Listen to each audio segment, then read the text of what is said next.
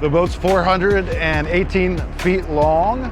We carry 3 small boats that we can send out on mission, unmanned aerial aircraft, and aviation assets, typically a Coast Guard 65 helo. This is the brain of the entire ship. So this is where all the comms come in. This is where all the decisions are made on which ships or small boats we intercept and what assets we use to intercept those targets of interest. Typically the vessels that we encounter smuggling cocaine or other narcotics are what we call go-fast vessels.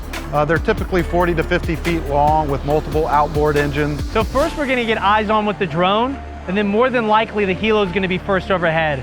So they're either gonna see the helo or us in a small boat. Once they see the helo, there's still a slimmer of hope because they know there's no physical contact. 3 go-fast, all fully loaded with contraband, all making high rates of speed. Lima Foxtrot Golf. When they do try to run, sometimes they try to outrun you, but when you've got a helo chasing them, I mean, they're not gonna win. But the manner of conveyance can be a vast number of things. We've had low-profile vessels that have a very low radar signature. They look very unique in the water.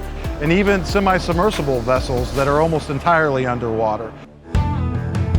Are they gonna run? They typically do. Are they gonna jettison their load?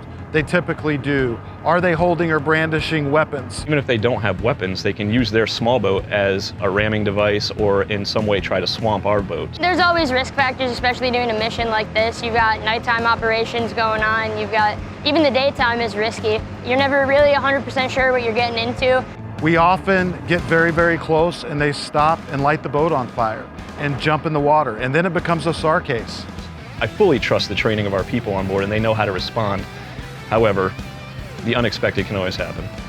I carry a long gun and a pistol, and I draw down on people to provide cover for my team as they are conducting possibly dangerous boarding.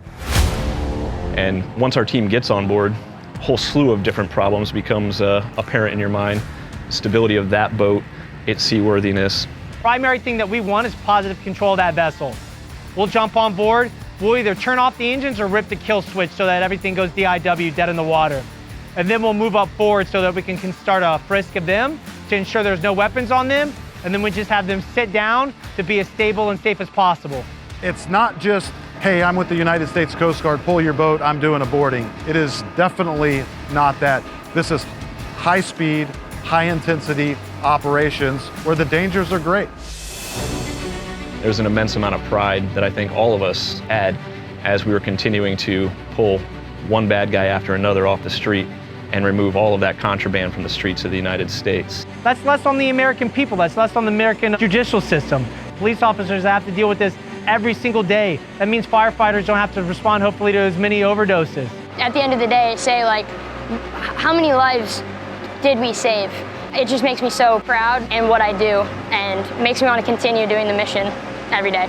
It is the privilege of a lifetime for me to get to do this, to watch these men and women in action, men and women who are still willing to serve in, on, and over the sea to defend our nation's borders.